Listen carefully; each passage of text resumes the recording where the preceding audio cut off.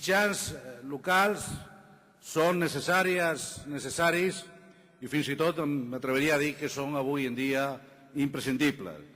I a més s'han fet de la necessitat virtut, perquè sobreviure en aquests últims 27 anys en un context de profunda i radical transformació dels mitjans de comunicació no ha estat fàcil.